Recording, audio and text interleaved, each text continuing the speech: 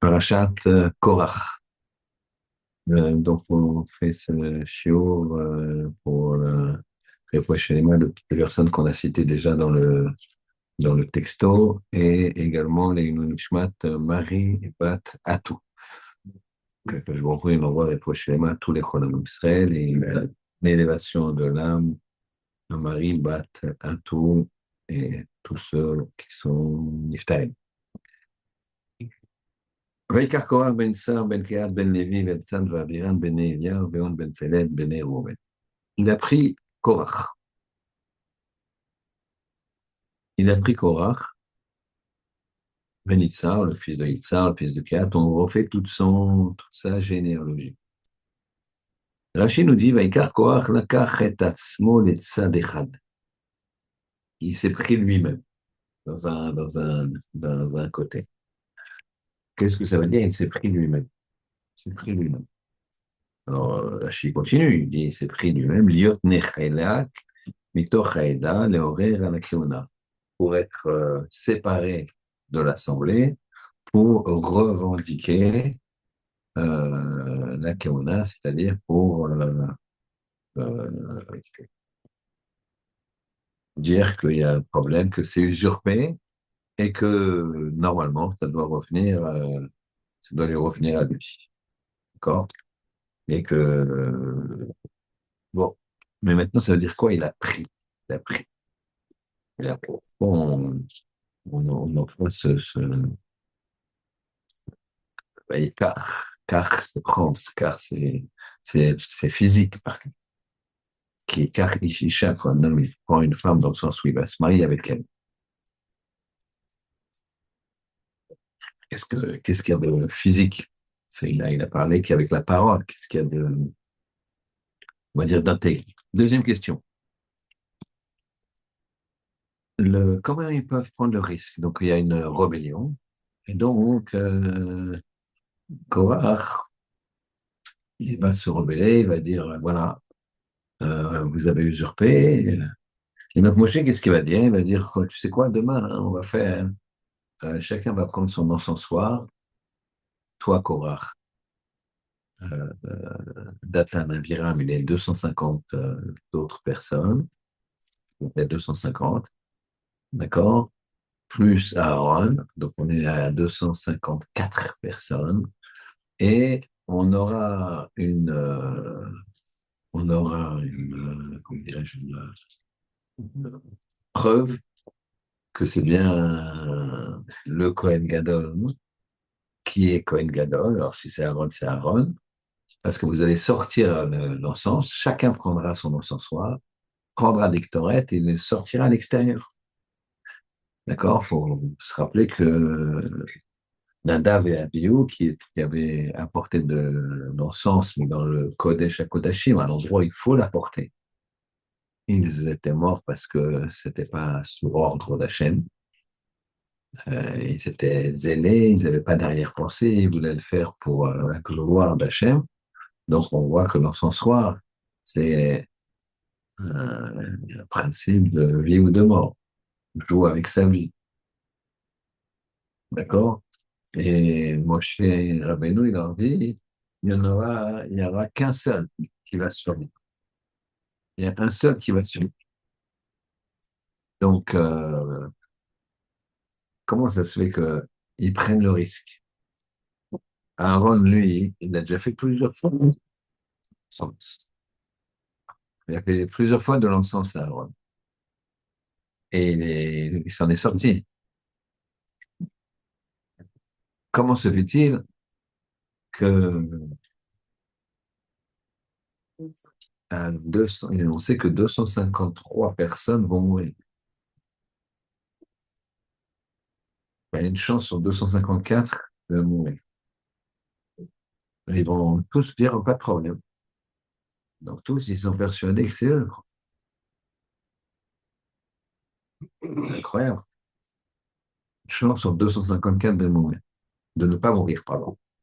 De vivre. C'est comme si on te donne un pistolet avec 254 balles, un bon barillet comme ça avec 254, et on enlève une balle. Peut-être que Peut-être que ça. Vas-y, tiens. Peut-être que c'est pas possible. Comment ils ont pris l'ex? Très bien. Troisièmement,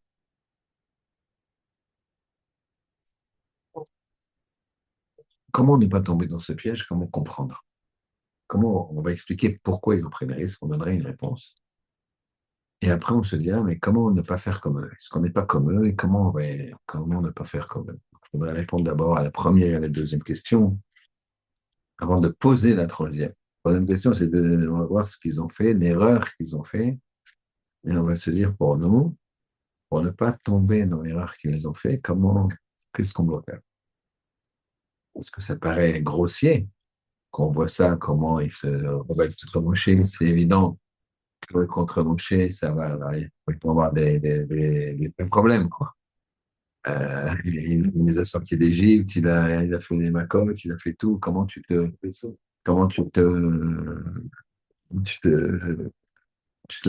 frottes à Moshe, quoi. C'est incroyable. Très bien. Alors, on va commencer à regarder ce qu'il a pris Korah. Hmm. Ce qu'il a pris Korah. Ce qu'il a pris Korah, il a,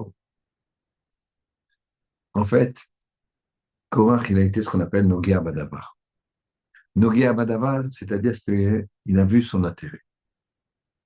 Il a vu son intérêt, et donc, une fois qu'on voit notre intérêt, alors on est plus clair. Qu'est-ce qu'il a dit, Korah? Korah, il a en même temps vu son intérêt, et en même temps, il était troublé par certaines choses. C'était pas genre, je suis un vicieux, je veux le pouvoir, etc. Il était troublé par des choses. Et il disait à Moshe, je ne comprends pas. On vient d'avoir la mitzvah de tzitzit. Juste avant, c'est juxtaposé avec la mitzvah de tzitzit. La fin de la page, Rachel Ershlecha, c'est la mitzvah de tzitzit. Et là, il a dit, d'accord, je comprends qu'il faut un fil bleu. D'accord. Mais si j'ai. Pourquoi il faut un fil bleu? Parce que le bleu du tzitzit te rappelle la mer te rappelle le ciel te rappelle le trône céleste te rappelle Ribono Shel Olam. Or, il faut absolument mettre en place dans sa vie le première halakha de tout le Shulchan Aruch. Toute première halakha, c'est quoi? Shiviti Hashem, dit Tamid, je place Hashem devant moi tout le temps. Je place Hashem devant moi tout le temps. Quand tu dis quelque chose, quand tu t'énerves, quand tu dis, bon, imagine Hashem, il est en train de te dire, bon, qu'est-ce qu'il y a, je n'ai pas entendu. D'accord? Est-ce que tu vas, est-ce que tu vas t'énerver? Est-ce que tu vas. Donc, vous comprenez que le problème, c'est qu'on oublie. C'est pour ça qu'il y a celui qui s'énerve, qui se met en colère, ou s'il faisait Avodazara. Quel rapport? C'est pas parce que je me mets en colère que je vais me prosterner à une idole. Avodazara, c'est que tu oublies le bon Dieu. Avodazara, c'est que tu te mets en colère, tu cries. Oui, mon Dieu. Tu fais Avodazara. C'est comme si tu voulais être une idole. Non, mais c'est ma femme qui m'énerve. Les enfants, ils vont tourner en bourrique. Tu comprends? C'est pas, je vais pas à Vodazara, c'est si, parce que tu perds tes moyens, tu vois bien les parents que tu sors, tu élèves la voix, tu te maîtrises plus. Donc, tu as oublié le bon Dieu. Tu fais Vodazara. D'accord? Donc, lui, qu'est-ce qu'il dit? Korach? Korach, il dit, bon, je comprends tout à fait qu'il faut mettre un fil bleu, mais si le vêtement, il est bleu, ton vêtement, il est bleu. Et tout, il sait de bleu. Voilà. Le bleu, tu le vois. Le bleu, la mer, le ciel, qui s'accorde, Hachem. C'est bon, la liaison, elle est faite.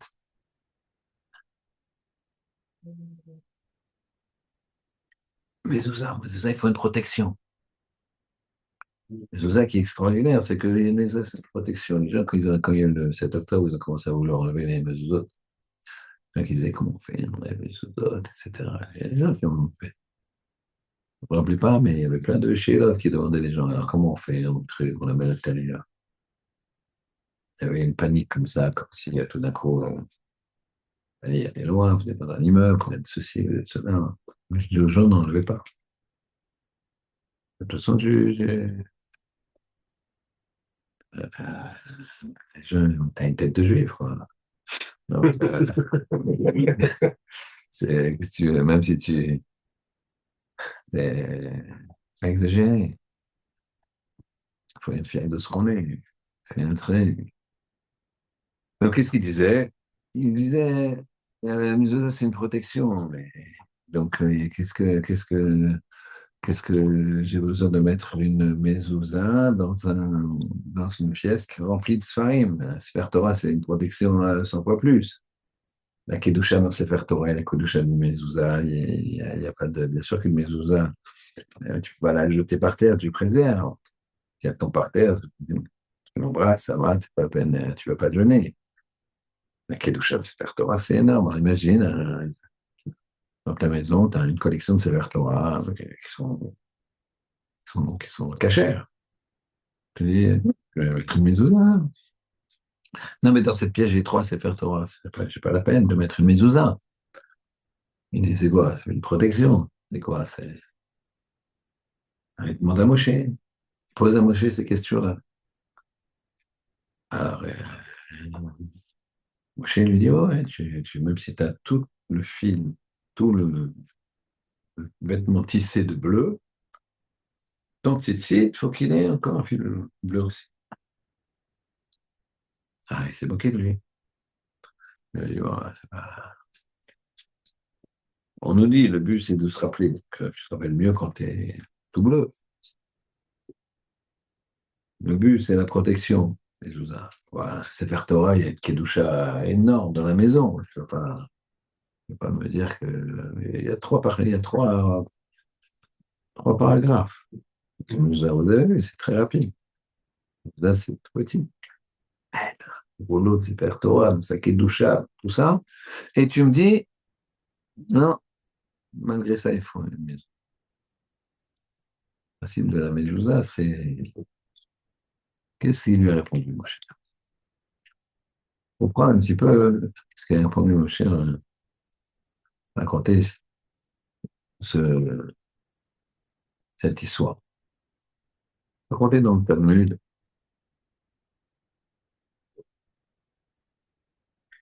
il y avait un empereur romain qui s'appelait Vespasien. C'était un empereur romain et il n'avait pas d'enfant. Il avait un neveu qui s'appelait Onkelos. Son neveu, il s'appelait Onkelos. Et Onkelos, il commençait à fréquenter un petit peu, il réfléchissait, et il commençait à fréquenter un petit peu les maîtres du Talmud, notamment Rabbi Akiva. Et Vespasien, il avait comme projet pour Onkelos d'être qu'il soit le futur empereur. Le futur empereur. Et donc, il a commencé à avoir d'un mauvais œil alors, il y a des espions de partout, quoi, évidemment, qu'on lui disait, tu sais, ton neveu, il va dans le quartier juif, il discute avec un certain rabbin, un grand maître de chez eux. Ça m'intéresse beaucoup, faut faire attention. Qu'est-ce qu'il a fait, Vespasien? Il a convoqué Onkelos. Il lui a dit, mon cher neveu, mon cher neveu, voilà, je t'ai formé jusqu'à présent à gouverner. Tu as fait un peu tous les postes, tu as fait l'armée, depuis que tu es petit, tu t'es entraîné à la guerre, tu t'es entraîné à la politique. Il te manque une expérience, parce qu'il faut que, pour prendre ma place, il y a encore du temps, tu es encore jeune, c'est que tu dois connaître un petit peu le business. Tu deviens un grand homme d'affaires pour comprendre un peu, tu as besoin de ça. Je dis, mais non, si, si, t'en fais pas. Et il lui dit, voilà, je vais te donner, il lui donne un grand sac comme ça de pièces d'or, d'argent. Et il lui dit, voilà, tu vas être accompagné par une troupe. Tu vas aller loin dans les Indes, là-bas, de l'autre côté, à l'Italie, de Rome, comme ça. Et tu vas faire des affaires. Je connais rien aux affaires. Il dit, non, c'est très simple. Tu t'es vif, tu es intelligent. Juste que tu réfléchisses. Tu regardes une matière, un produit, quoi que ce soit, qui ne vaut pas grand-chose. Que les gens ne se rendent pas compte que finalement, après un certain temps, ça va valoir. Donc, trouve quelque chose, réfléchis, un produit qui vaut rien, qui ne vaut pas cher, tu en achètes beaucoup, tu attends, et au moment venu, tu le vendras. Et de la spéculation. D'accord? Ton intelligence et ta perspicacité, tu vas y arriver. Mais non, non, non, si, si, si, tu pars demain. Voulu l'éloigner. Alors, comment il a voulu l'éloigner? Il a voulu l'éloigner par un intérêt personnel. Il dit, il part avec quelques millions. Imagine, quelqu'un qui lui donne un projet noble et toi, tu dis à la personne que tu veux éloigner de ce projet, tu lui mets un chèque de 10 millions, tu lui dis, vas-y, fais du business. Vas-y. Compliqué, quoi. Hein. Donc, le projet plus noble, plus ésotérique, il peut s'éloigner. Donc, il a cherché à mettre un intérêt personnel, ce qu'on appelle le Gawadabar. Et il n'a pas réussi. Et qu'est-ce qu'il a fait? Onkelos, à peine le bateau sorti, il a commencé à parler à tous les gardes qui étaient avec lui. Il leur parle, il leur explique la beauté de la Torah, la beauté. Et ils disent, nous, on veut se convertir. Il a dit, moi, de toute façon, je suis converti. Et il leur dit, donc, bah, venez, on va en Judée, tranquille, vous faites un process, etc.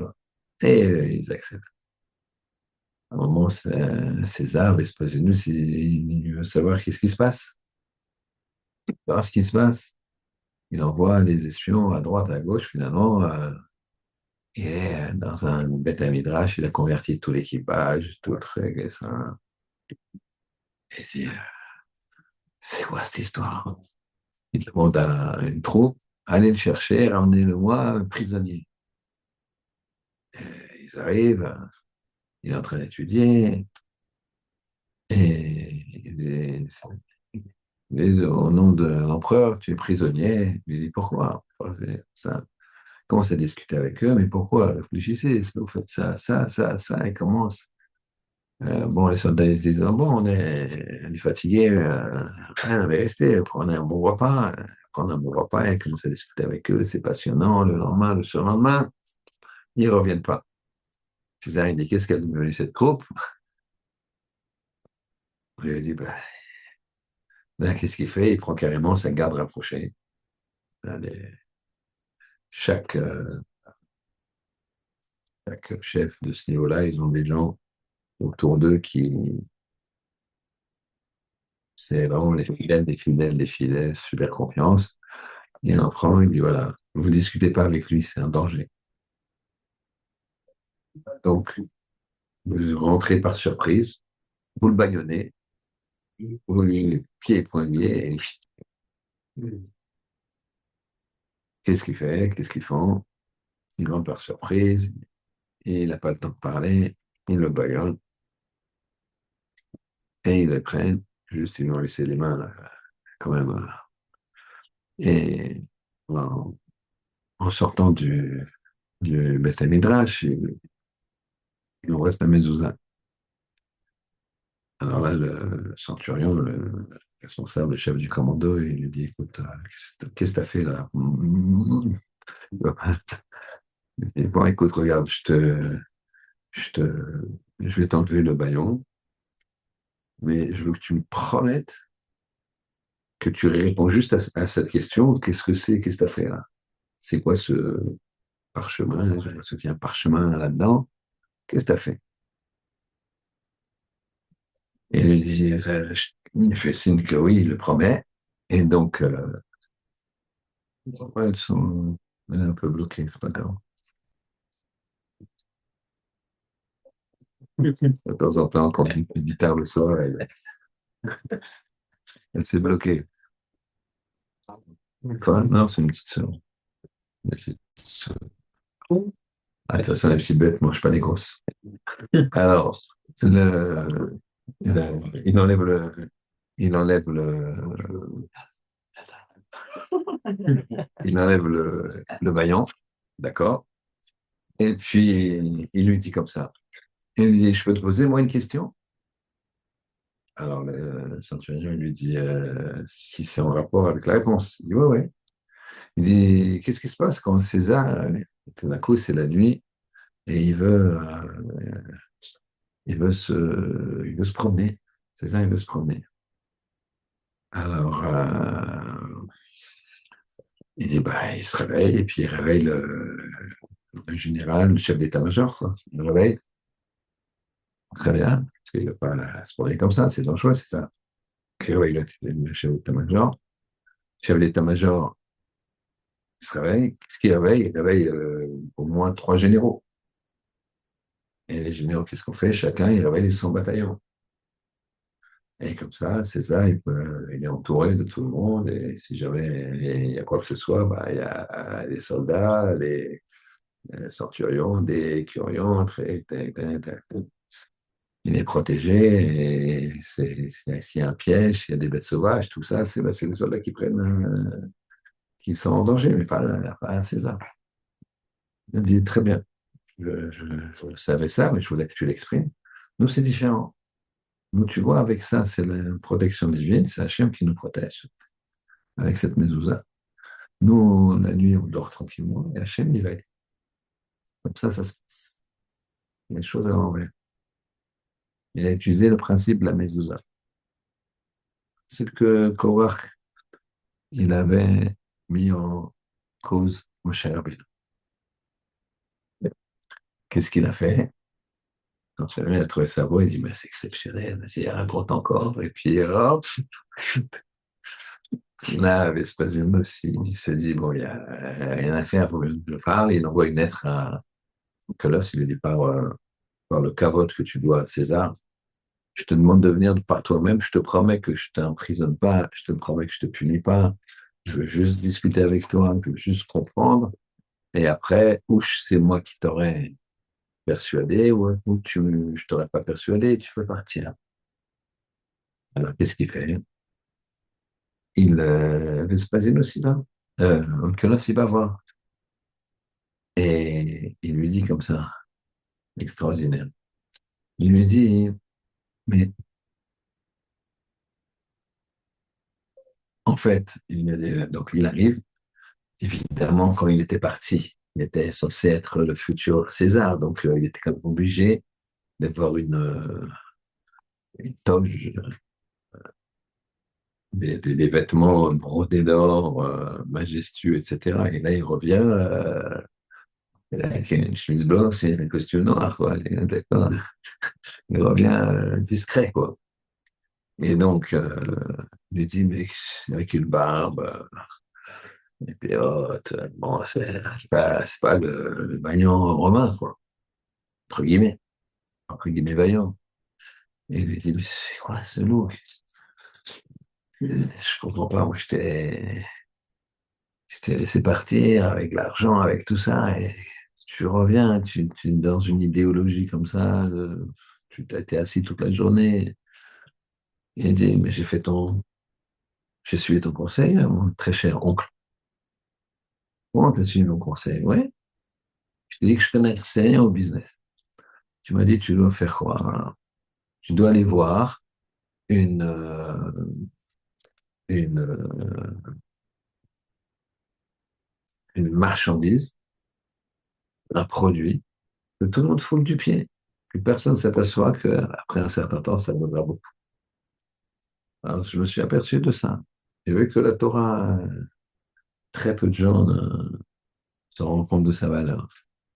Parce que normalement, toute l'humanité devrait se rendre compte de la valeur de la Torah, puisque la Torah s'adresse à toute l'humanité, pas seulement aux Juifs. Et donc, c'est ce que j'ai fait. Et je sais, toi, mon Chiron, que tu as essayé de m'attraper avec les tentations de ce monde, qui sont notamment l'argent. Qui veut de l'argent, qui aime l'argent, n'est pas rassasié d'argent. Et tu vois des gens, ils ont de l'argent, ils continuent. Et ça n'a pas de sens. Ils continuent. Pourquoi? Pourquoi ils continuent? Non, après, à la retraite, on pourra. Voilà, qui te dit que tu vas y arriver, qui te dit que tu auras la forme, qui te dit. Ouais, c'est une fois un grand industriel américain. Après une vie de réussite incroyable, puisque c'est celle de Ford, et il marchait moins, ça, vous n'avez pas tellement. Et donc, il est en train de marcher sur le long du fleuve, comme ça, 4 heures l'après-midi, il est âgé. Euh, il bosse encore quand même, mais plus comme avant, et dans l'après-midi, il se promène tranquille. Et il voit un jeune comme ça, il a 25 ans, il est en train de pêcher tranquillement. 4 heures l'après-midi, en pleine semaine. On est aux États-Unis, quoi, les gars, c'est. Non, mais bonjour, jeune homme, vous faites quoi? Voilà, vous voyez, je pêche, je prends le soleil, je me repose, j'ai un livre là, de temps en temps je lis, tout va bien. Il dit, mais moi, à votre âge, j'ai commencé à monter un garage, puis après j'ai dessiné une voiture, puis après j'ai eu des investissements, et 10 ans après j'ai fait ça, et 15 ans après j'ai fait ça, et comme ça, il lui a raconté sa vie, trac. Et ensuite, je lui dis, et ensuite, eh ben, j'ai encore monté ça. Mais finalement, pourquoi? Ben, pourquoi? Ben, tu vois, maintenant, j'ai le temps de me voir l'après-midi, je viens, je me relaxe. Il dit, ben moi, j'ai pas besoin de faire tout ça, je suis là, je me relaxe. Donc, il a gagné juste 60 ans. Il est 60 ans plus intelligent, on va dire, que Ford. Si c'est pour ça, t'as pas besoin d'avoir autant d'argent, t'as pas besoin de monter à. Si c'est ça ton but de pêcher, bah, fais un petit boulot et puis une fois que tu as de quoi manger, va pêcher. Qu'est-ce que tu as besoin? Donc, Et donc, Onkelos, il dit à Vespasianus, il lui dit, je sais ce que tu as voulu faire avec moi. Tu as voulu me rendre Nogéa Badavar par l'argent que j'investis, après tu gagnes, après tu te prêtes au jeu, et l'argent appelle l'argent. Shlomo Amelech, il dit, Mioref Kesef, Lo Yisba Kesef. Celui qui aime l'argent, il n'est pas rassasié d'argent. Jamais. Jamais, jamais, jamais, jamais. Ça n'existe pas. Alors que Ezewachir, quel homme riche, à sa mère Bechelko, il n'est pas marqué quel homme riche, oh, il faut qu'il ait au moins 10 millions, patrimoine de 10 millions. T'en as qui vont dire, ah, c'est pas beaucoup, déjà, la maison, elle vaut 3 millions, il faut quand même un truc, à Eilat, quand même. Et puis, il faut, je ne l'ai pas aussi, donc ils sont partis, non, alors il faut. Mais chacun, il va dire des ch'touillottes, des bêtises. La Torah, elle te dit, Ezeu Asher, sa mère Bechelida. Quel est l'homme riche? Celui qui est content de son sort. Celui qui est content de son sort. Il n'y a pas de. Même Musk, il a compris ça. Donc, il a dit, quand, là, il a 3 000 milliards, et il a dit il y a quelques années, je souhaite à personne. Vraiment, je souhaite à personne. des responsabilités, des machins, ça sert à rien. C'est à quoi rien. Rien, même beaucoup moins que ça. Beaucoup moins que ça. Et, c'est- on devient fou, quoi. Les rapports avec les gens, c'est plus les mêmes. Qu'est-ce que tu vas en faire? Qu'est-ce que tu vas en faire? Dis-moi, qu'est-ce que tu vas en faire? Tu vas manger de quoi? Comment tu veux? C'est pas pour qui? Ce qu'il a voulu faire, Vespasianus avec Onkelos. Il s'est dit, moi, je ne voulais pas être Nogé Abada. Ça, c'est la première chose. Korach, il était Nogé Abada, en fait. Korach, il voulait le pouvoir. Mais il ne se disait pas, je veux le pouvoir. C'était pas quelqu'un il se trompait, il s'est trompé lui-même parce qu'il voulait le pouvoir, mais en fait, il justifiait. Il disait qu'en fait, les réponses qu'il trouvait anormales de Moshe justifiaient qu'il fallait qu'il prenne la place. Vous comprenez ce que je veux dire? C'est pas je veux le pouvoir, donc je suis de mauvaise foi. Et c'est ça il a pris parti. Il s'est laissé avoir. Il s'est laissé avoir par son. C'est ça le principe. C'est ça ce qu'on appelle le shochat. Quand si quelqu'un te dit, voilà, ça va, non, je ne veux pas que tu me donnes raison, monsieur le juge. Je ne veux pas que tu me donnes raison. Maintenant, tu es, très, très gentil avec moi, voilà, je te fais ce cadeau. Un cadeau énorme. Et le juge, s'il prend, c'est sûr qu'il va te favoriser. Ce sera plus fort que lui. Voilà le Raphaël de Vologine, il avait un din Torah. Il jugeait, c'était un grand Dayan. Il avait un din Torah. Et voilà que, on va dire, il y avait Shimon d'un côté, Lévi de l'autre. Et sa tête donnait raison dans ses raisonnements, on va dire, à Shimon. Il disait, ça doit être plus logique, Shimon. Et son cœur lui disait, non, c'est Lévi. Il n'arrivait pas. Il n'arrivait pas. Qu'est-ce qu'il leur a dit? Là, du côté, je suis pas très bien aujourd'hui, je vais revenez demain. Revenez demain, on s'arrête, revenez demain. Il ne comprenait pas ce qui lui arrivait. Il prend son manteau, sans réponse. Enfin, il arrête la chose. Il prend son manteau et il met sa main dans la poche. Une enveloppe, il sort l'enveloppe, plein de billets, anonymes. Il va voir Lévi. Il y en a un que sa tête, la logique, lui disait c'est lui qui a raison. Et l'autre, il était tenté de dire c'est l'autre. Il ne comprenait pas pourquoi. Alors, il était voir celui-là, il a pris l'argent, il a jeté comme ça, il dit reprends ça, c'est de rachat. Mais, son fils lui a demandé quand t'as su, papa, lui, il a pris, il a mis dans la poche, il a avoué. Et oui, c'était lui. Il m'a dit parce que je ne savais même pas, moi, qu'il m'avait mis de l'argent dans la poche. Il a mis à son insu de l'argent dans la poche. Rien que ça lui a fait être Nogé Abadavar, c'est-à-dire partie prenante.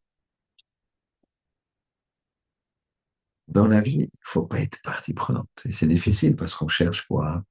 Son intérêt. Tu me dis pas être partie prenante, alors on n'est pas. J'espère que je ne suis pas pourri. Vous, je suis sûr que non. Mais en même temps, on veut notre bonheur, quoi. On veut notre propre bonheur, etc. On voit son intérêt. Même la Torah, elle dit Chalicha Kodim, ton sang d'avant. Alors, il faut voir ce que ça veut dire ton sang d'avant.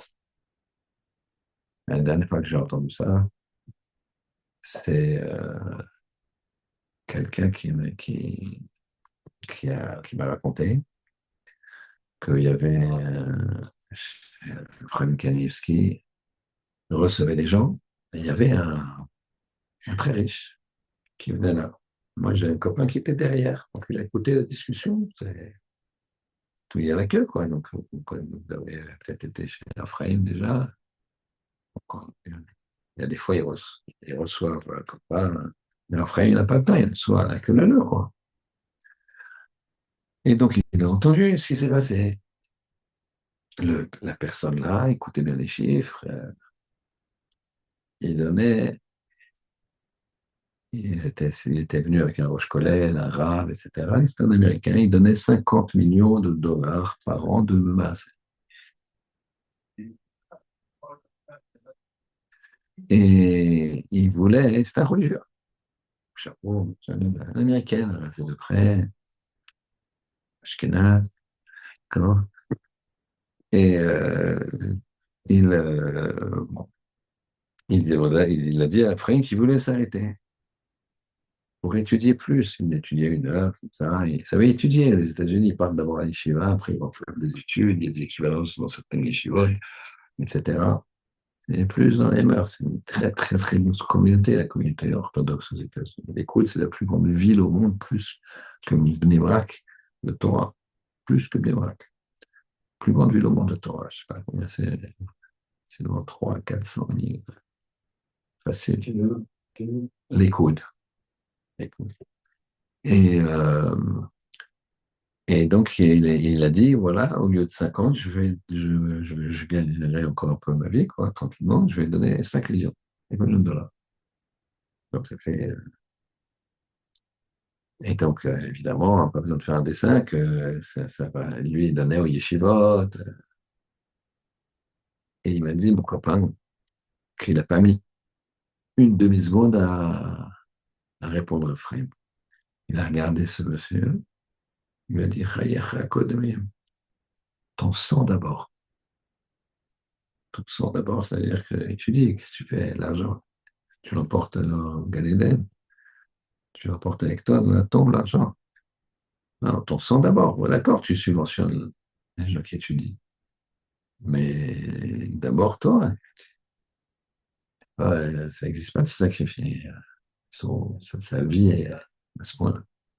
Donc, il a dit, il n'a pas hésité, il aurait pu hésiter. Il y a peut-être 45 millions au moins. Pas, non, Chayecha Kodmim, ton sang d'abord. Donc, c'est ton sang d'abord pour servir Hachem. Vous comprenez que ça veut dire ton sang d'abord. Donc, il y a une notion de son propre intérêt. Mais c'est quoi la vraie notion de son propre intérêt? Alors, en même temps, ton intérêt, il te fausse la vision, et en même temps, Chayecha Kodmim. Comment ça marche? Comment on peut? On est OK. Donc, nous, qu'est-ce qu'on a vu? On a vu le Korach, il a pris un parti pris, il a été nogué à Madavar, il a été partie prenante, intéressé, et donc ça l'a fait dévier. La même chose pour la deuxième question. Comment les 253 personnes peuvent prendre le risque contre Aaron? Et Moshe prévient, il y en a un seul qui va vivre. Torah, c'est très dangereux, vous allez les prendre, les sortir dans le camp, donc c'est interdiction absolue, il y en a un seul qui va vivre. Et Aaron, il a déjà manipulé plusieurs fois les Torah et tout va bien. Je sais pas. Et tu as 250 personnes. Là, tu as un navire de Korach, ils y vont. 253 personnes. Un barillet de 200.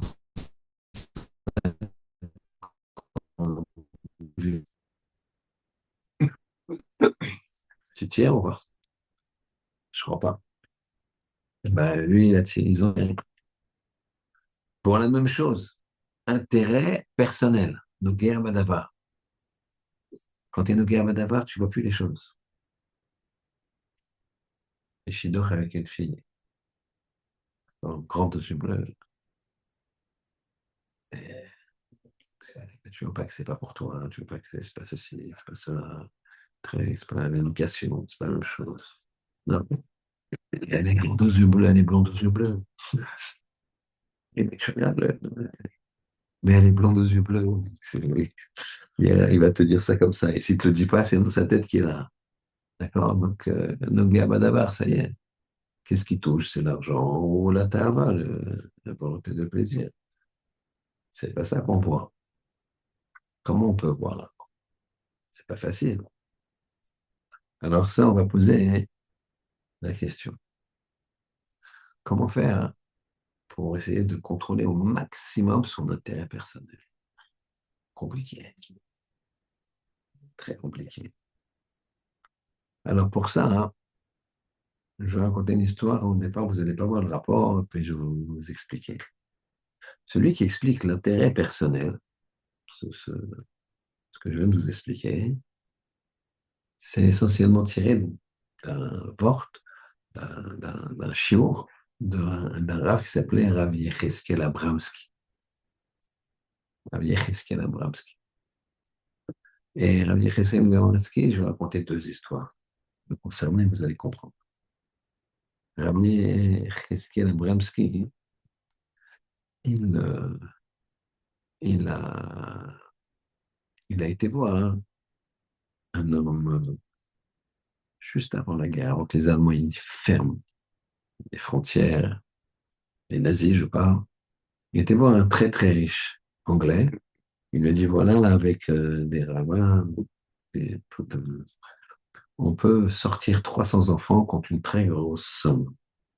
Les extirper de l'Allemagne nazie. 300 enfants juifs. Et il faut une très grosse somme, et c'est pikuach nefesh.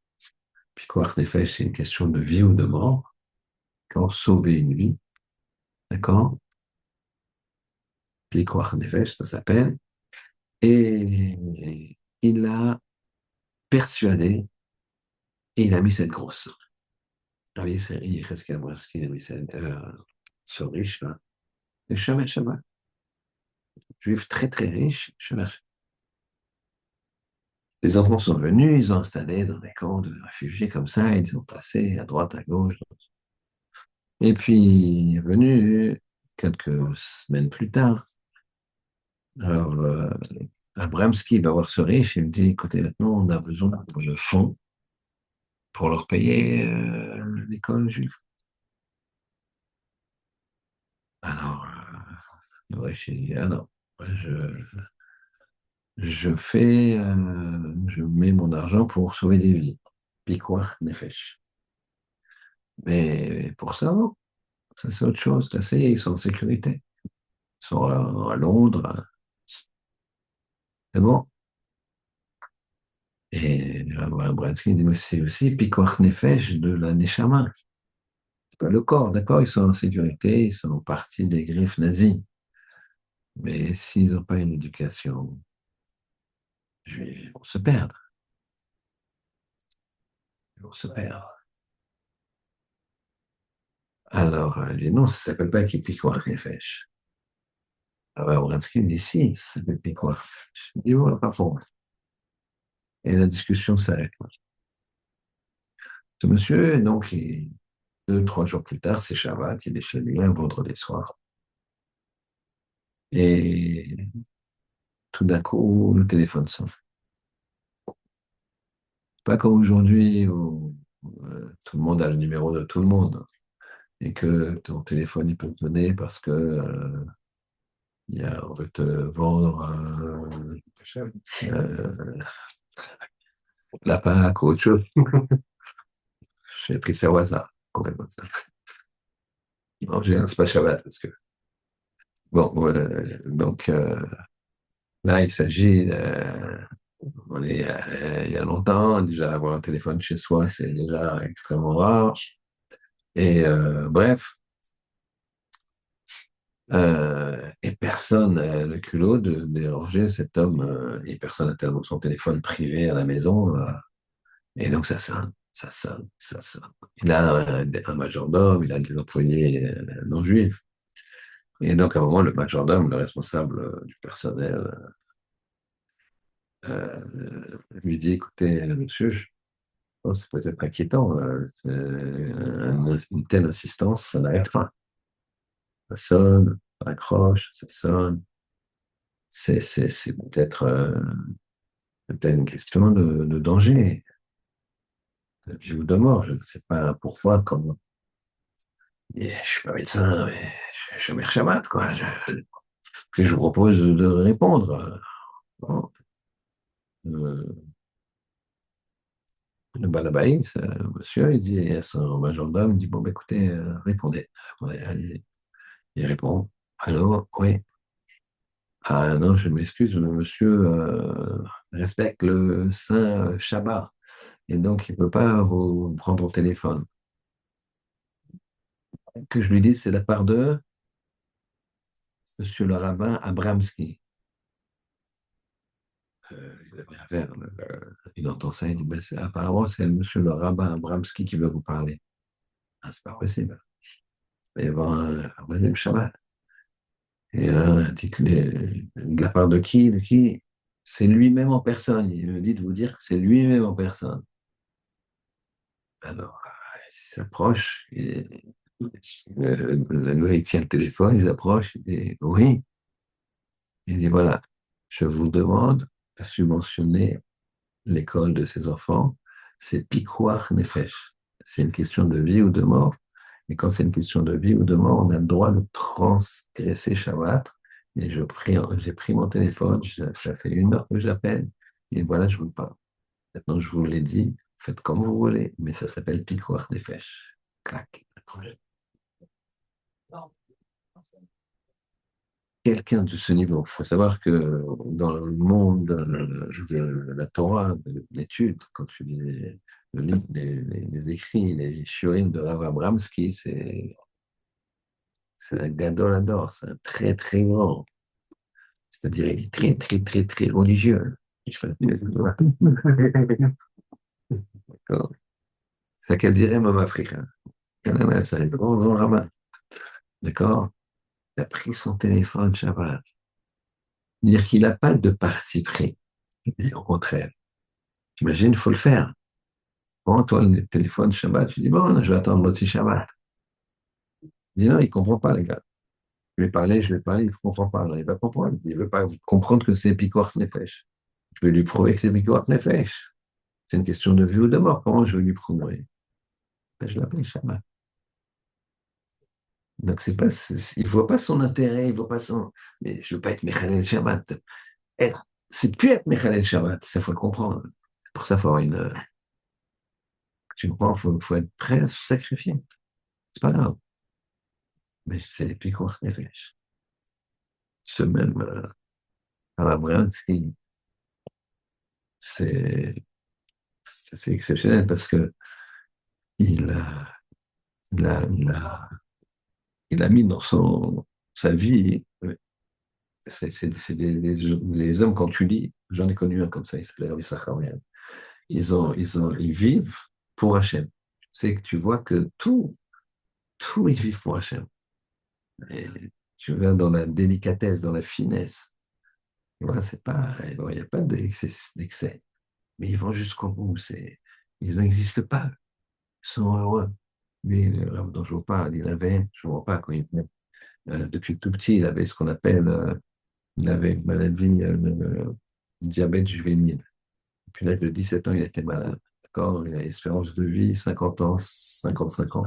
C'est-à-dire quand ils ont commencé à trouver l'insuline, c'est récent l'insuline, lui, il m'a raconté qu'il faisait partie des gens sur lesquels ils faisaient des tests. Je parle de Ramsar, hein. Ramsar, je ne sais pas connu. Il est en 80. Le Rav dont je parle, il est il y a 8 ans. J'étais très proche de lui. Mais ce Rav-là, celui que j'ai connu, Rav Sacharmir, il avait une caisse comme ça de médicaments. Une caisse comme ça de médicaments. Et il était tout le temps souriant, il était tout le temps. Il n'avait pas d'enfant. Et chaque personne, et à voir, moi je vois comment il était avec mes enfants. C'était mon grand-père, c'était leur arrière-grand-père, leur grand-père, ce que vous voulez. Et une fois, il a vu mes enfants comme ça. Il était tard le soir, c'était un vendredi soir vers minuit. Et il a dit, je vais me promener avec ce garçon, ton fils, je vais me promener. Je vais être fatigué. Il dit, non, ça, comme ça, oui, on va parler. Je le prends. Il m'a dit, tiens, viens, tu accompagnes, moi, je vais te sortir. Je vais sortir à une minuit et demi. Il a 83 ans, il est malade, il a des trucs. Là, pour avoir une proximité, etc., pour parler. C'est des gens incroyables. Alors, ce Rav Abramski, je reviens. au Rav de notre chiot, celui qui a téléphoné Shabbat, quand il était sur son lit, sur ses derniers instants, un de ses élèves, qui est un grand Rav, je ne me rappelle plus le nom, et il était près de lui. Et il a dit, il était encore conscient, et les médecins me dit, c'est une question dans une heure, il n'est plus là, quoi. Et ça se, et il était quand même conscient, il avait un peu de force encore, et il dit, dites-moi votre dernier enseignement. T'imagines l'enseignement d'un gadol au moment où, et dites-moi, dites-moi. Et il était comme ça, il était en train de pleurer. C'est le rave qui raconte. Et il est en train de pleurer, comme ça, t'imagines, son ami, son maître qui est là. Et l'autre, il était en Londres, comme je vous ai dit, qui parlait anglais. Et des fois, ils se parlaient en anglais entre eux. Et donc là, il le regarde, il lui fait smile. Et voilà, ça y est, Alors, pour ceux qui ne connaissent pas l'anglais, smile, ça veut dire souris. D'accord? Smiler. Donc, alors l'autre, il dit, non, rien. Ah, bah, je veux un mot de Torah,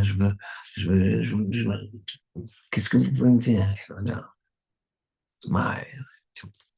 Je veux, il dit, you don't understand. Smile. En fait, tu lui passes un message, je lui dis, ok, je vais partir, mais ne te mets pas dans ces états-là. Smile. Imagine. C'est-à-dire qu'il a le contrôle de lui-même jusqu'au dernier moment. Smile. Alors lui, il explique ça et on va finir. C'est qu'en fait, ce monde, c'est une illusion. La preuve, c'est que ça ne te change rien quand tu dors. Si tu dors dans un 500 mètres carrés ou dans un 20 mètres carrés. Le lit, c'est aussi c'est le même. D'accord? Or, tu dors dans ton... D'accord? Tu passes une certaine partie de ta vie à dormir. Le reste, alors tu vas me dire, ouais, mais d'accord, mais quand je dors dans un truc et je sais que j'ai 500 mètres carrés, c'est pas la même chose que je sais que ça dépend de ta tête. C'est une illusion. C'est pas de sens de, de perdre sa vie à la gagner comme ça.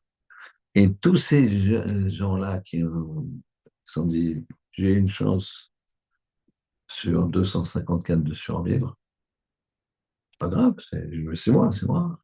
Mais imagine la perte de repères, perte de, bonne, de bon sens.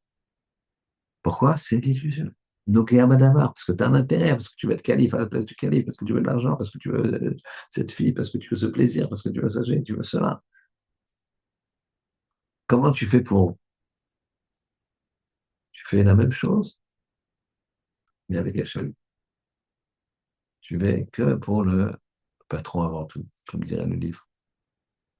Tu fais pour Hachem. Si tu vas pouvoir combattre ton Nogéa Badavar qui t'amène une illusion de la vie, ton intérêt personnel qui t'amène une illusion de la vie, tu vas pouvoir le combattre par la relation de dvékout, d'attachement à Hachem.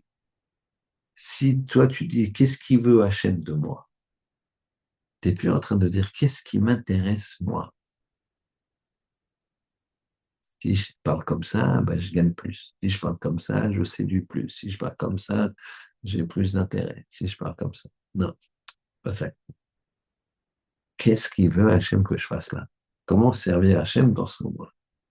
Et là, Bransky se dit ce vendredi soir à 22h ou 23h, il s'est dit qu'est-ce qu'il veut Hachem de moi? Je ne peux pas laisser ces enfants comme ça. Hachem veut que je prenne le téléphone et que j'appelle ce milliardaire-là pour qu'il paye l'école juive de mes enfants. C'est ça qu'il veut. Ouais, je suis Khalil Shabbat, et il veut ça. Hachem, il y a mon élève là qui est en train de se décomposer. Qu'est-ce qu'il veut Hachem? Malgré ma douleur, malgré que la porte elle est grande ouverte et que ça y est, il veut que je lui dise souris. Que c'est pas comme ça il n'y a pas de déprime. Souris. Souris. Dur, facile à dire. Lui, il peut le dire, quoi. Moi, je ne le fais que répéter. D'accord? Attention, c'est des choses qu'on se dit à soi. Tu ne vas pas dire à quelqu'un qui a des problèmes, tu lui racontes cette histoire, alors vas-y, c'est bon. Et voilà.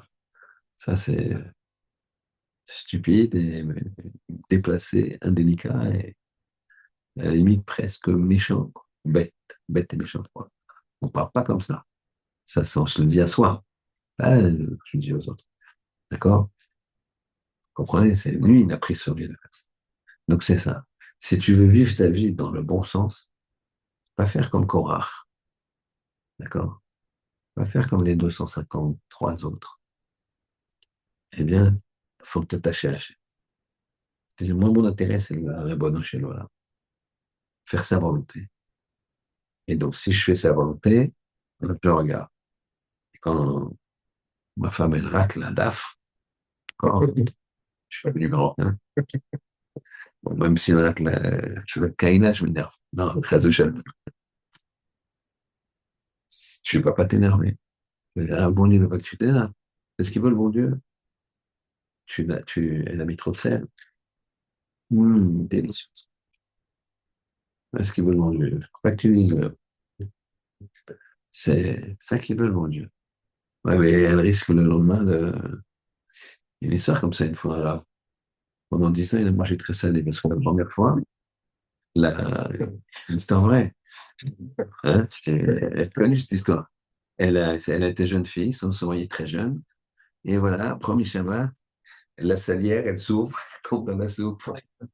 Et elle se dit, mais j'ai pas le temps de refaire la soupe, c'est Shabbat, ta, ta, ta, ta, ta, ta, ta. Elle touille, elle rajoute de l'eau, elle touille, elle fait très. Bon, elle avait déjà la salière. Et lui, il va. Et tu allais voir la soupe, c'est délicieux. Et tu vois, elle aime salé. Toute sa vie, toute sa vie, il a mangé salé. Toute sa vie, il a mangé très salé. C'est pour plaisir. C'est ça qu'il veut Hachem. Il ne veut pas qu'il dise, c'est quoi ça? D'accord? Donc Hachem, il fasse, qu'on puisse comprendre que le bonheur, c'est pas de ses pulsions, son intérêt physique, son intérêt d'argent, son intérêt de sa tavote, de ses plaisirs. C'est pas ça son intérêt. Si tu fais l'intérêt d'Akadosh Baruch Hu, tu l'auras. Tu vas goûter à quelque chose de beaucoup plus fort. Pourquoi? Je le dis, je le répète, et ça, faut vraiment l'intégrer. C'est qu'avant la création du monde, la Torah, elle existait déjà. La Torah, elle existait déjà. Le Baruch Hu, il a pris la Torah, il a regardé le monde, et à travers ça, le monde s'est créé. Et dans la création du monde, c'est créé l'espace, le temps, la matière. L'espace, le temps, la matière. Qu'est-ce qui nous limite? Qu'est-ce qui nous angoisse? D'accord? C'est l'espace, le temps, la matière. Pourquoi? Parce que c'est limité. Vous êtes au courant qu'on est limité dans le temps. D'accord? C'est comme les voitures. On a plus attaché, on dure plus longtemps, mais on va dire jusqu'à 120 en bonne santé mentale et physique. Mais l'espace aussi. D'accord? L'espace, le temps, la matière aussi. Elle est limitée. Mais quand tu te colles à la Torah, tu te rapproches d'Hachem, tu te rapproches d'un élément qui est au-delà du temps, de l'espace, de la matière, puisque ça n'existait pas. La Torah, elle existait avant. Donc tu goûtes à cette éternité. C'est pour ça que tu vois vraiment un homme de Torah âgé qui fait la tête, même s'il souffre. J'ai vu un frère Kaïmski, un humour incroyable. Rav Steinman, il avait 90 ans, 97 ans. T'as un peu mal partout, t'as ceci, t'as cela, le corps, tu sens que. Mais tout ce qu'il disait, c'était rigolo. Plein d'humour. Plein d'humour. Toujours un sourire. Toujours un. Regarde dans la rue les gens qui ont cet âge-là. Déjà à 60, ils sont